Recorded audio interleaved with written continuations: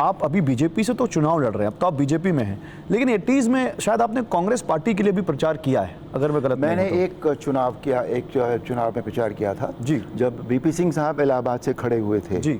उन्होंने चुनाव लड़ा था और शास्त्री जी के लड़के अनिल या सुनील थे मेरा ख्याल, वो खिलाफ उसके लड़ रहे थे जी। और तब उसका कारण ये था मेरी कोई मुझसे कांग्रेस से मेरी कोई वो नहीं थी बिल्कुल भी, ना तो जान पहचान थी, ना कुछ था ना कुछ। मुझे श्री राजीव गांधी ने पर्सनल फ़ोन किया था उस काम के लिए और मैं उन्हें ना नहीं कह सका। उन्होंने कहा कि ऐसा ऐसा है, आप हमारे लिए एक इलाहाबाद में एक चुनाव हो रहा है, आप हमारे लिए प्रचार राजीव करेंगे? गांधी ने डायरेक्ट कॉल किया आपको? जी ही कॉल में, पहले उनके पीएस ने कॉल किया, उसके बाद वो फ़ोन पर आए। राहुल गांधी कैसे नेता लगते हैं आपको? राहुल गांधी मुझे अभी नेता नहीं लगते। उनकी बातों में ना बहुत परिपक्वता नहीं है, इरेगुलरिटीज़ हैं। वो जिसे एक सधा हुआ व्यक्ति कहते हैं ना हम, एक बड़े नेता के लिए होना, सधा हुआ व्यक्तित्व होना बहुत ज़रूरी होता है, वो मुझे उनमें नहीं लगता। नहीं तो इसका कोई उदाहरण देना चाहेंगे आप, क्यों अपरिपक्व लगते हैं? कोई बयान आपने सुना उनका जो आपको अच्छा नहीं लगा? नहीं, बयान नहीं, बहुत ज़्यादा तो उनको सुनता भी नहीं हूँ, मैं आपको सच बताऊँ, बहुत ज़्यादा नहीं सुनता हूँ। उनके बारे में जो कभी कभी कुछ छपता रहता है वो सब सुनता रहता हूँ। पर उनके कांग्रेस ने अभी जितने भी काम किए हैं, जितने भी जो चुनाव भी उनका चल रहा है, उसमें कहीं भी ऐसा नहीं है कि वो कुछ अपनी बात कहते हों। पहली बात तो वो सबकी बुराई, स्पेशली बीजेपी की और श्री नरेंद्र मोदी की बुराई, उसके सिवा उनके पास कोई काम होता नहीं है नॉर्मली। और जो उन्होंने एजेंडा बनाया है अपना, नहीं, लेकिन लोग कुछ और कह रहे हैं अरुण जी, और लोग कह रहे हैं राहुल गांधी जब राजनीति में आए थे और आज का राहुल गांधी बिल्कुल बदल गया है। वो परिपक्व हुए हैं, जमीन के मुद्दे समझने लगे हैं और वो अपनी बातें कह रहे हैं। वो कह रहे हैं कि हम आएंगे तो 8,500 रुपये एक महिला को देंगे, 1 लाख रुपए सालाना, आएंगे तो खटाखट गरीबी हटा देंगे, आएंगे तो यहाँ पर अग्निवीर स्कीम खत्म कर देंगे, सब ये सब बात। एक बात बताइए, ऐसा कोई यंत्र बना है या कोई मशीन बनी है जो गरीबी को खटाखट हटा दे? उसके लिए काम करने पड़ते हैं, उसके लिए समय चाहिए होता है, समय लगता है उसमें। होल एक सिस्टम को चेंज करने के लिए हमको समय चाहिए होता है।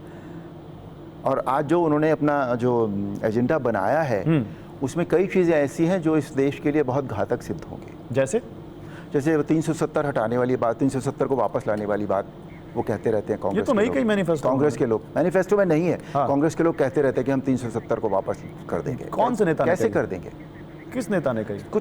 कुछ बातें सुनाई देती रहती हैं, ऐसा नहीं होता। अच्छा। हाँ, कुछ बातें हैं जो सुनने में आती हैं, तो बात होती है। तो कांग्रेस तो 370 पे कभी उसने नहीं कहा कि हम दोबारा आएंगे तो करेंगे। वो सीए को लेकर कह रहे हैं कि जो नागरिकता संशोधन कानून है उसको लेकर कह रहे हैं कि हम हटा देंगे, लेकिन 370 को लेकर तो कांग्रेस ने शायद कभी नहीं कहा। ऐसा सुना था कि ऐसा कहा गया है जी। मैंने बताया कि मैं बहुत ज़्यादा उनको सुनता नहीं हूँ, और तो अगर उन्होंने नहीं कहा है तो बहुत अच्छी बात है कि वो जो देश के लिए अच्छा हुआ है वो उसको मान रहे हैं, उसका मान कर रहे हैं।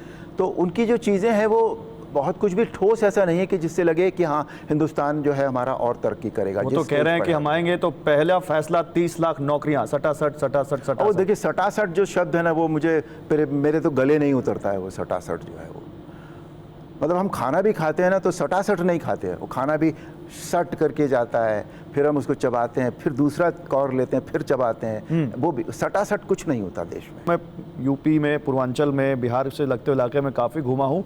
एक सेंस जो गया है बीजेपी के नेताओं के बयान के बाद वो आरक्षण का मुद्दा, और कई लोग, सब लोग नहीं लेकिन कई लोग ये कह रहे हैं कि बीजेपी आएगी तो क्या आरक्षण खत्म कर देगी। ये सवाल हमसे भी पूछते हैं। तो वो चाहे अनंत हेगड़े हों, चाहे वो अरुण गोविल हों, क्या उनके बयान से आरक्षण के मुद्दे पर क्या लोगों के बीच गलत मैसेज चला गया क्या बीजेपी की तरफ से? देखिए, ये जितने भी बड़े मुद्दे हैं, ये लोकल या जो स्थानीय जो एमपी जिन्हें हम कहते हैं मेंबर ऑफ पार्लियामेंट, सांसद कहते हैं, ये उनके पहली बात तो उनके डिसाइड करने के लिए नहीं है। ये पूरे देश का मुद्दा है, और पूरे देश का मुद्दा जो है, जो हमारा नेतृत्व होता है वो वहाँ से उसकी शुरुआत होती है। ठीक है, तो ये जो भी निर्णय है ये उन्हें वो ही लेंगे जो शीर्ष नेतृत्व जिसे हम कहते हैं। जी, ये मुद्दे उनके नहीं, लेकिन फिर तो आप लोगों को, बीजेपी के नेताओं को समझाना चाहिए। जैसा कि आपने भी कहा कि मोदी जी, आप समझाइए, जैसे मोदी जी बड़ा काम करना चाहते हैं कुछ, तो ऐसा क्या 400 सीटें लाकर क्या करना चाहती है बीजेपी? ये मैसेज लोग सवाल पूछ रहे हैं। ये आने दीजिए ना पहले 400, मतलब 270 280 सीटों में वो काम नहीं हो सकता जो 400 में हो सकता है। ऐसा कौन सा काम है? अब ये कौन सा काम है ये तो वही बता पाएंगे आपको।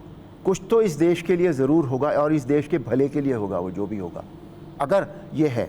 क्योंकि वो कोई भी काम बगैर सोचे समझे नहीं करते हैं, उसके पीछे उनकी एक सोच होती है और उनकी सोच हमेशा से बहुत ज़्यादा इस देश के लिए भला करने की ही रही है। आपने हिंदू हृदय सम्राट की भूमिका निभाई टीवी पर, भगवान राम की भूमिका निभाई आपने। मैंने कहा कांग्रेस ये कह रही है, कांग्रेस ये भी, आप लोग मुस्लिम आरक्षण का आरोप लगा रहे हैं कांग्रेस के ऊपर। आप लोग ये कह रहे हैं कि ओबीसी का आरक्षण निकालकर मुस्लिमों को दिया जा रहा है। कांग्रेस कह रही है, कांग्रेस पूछ रही है कि मुस्लिमों को आरक्षण नहीं मिलना चाहिए। मुझे नहीं लगता कि धर्म के नाम पर आरक्षण होना चाहिए।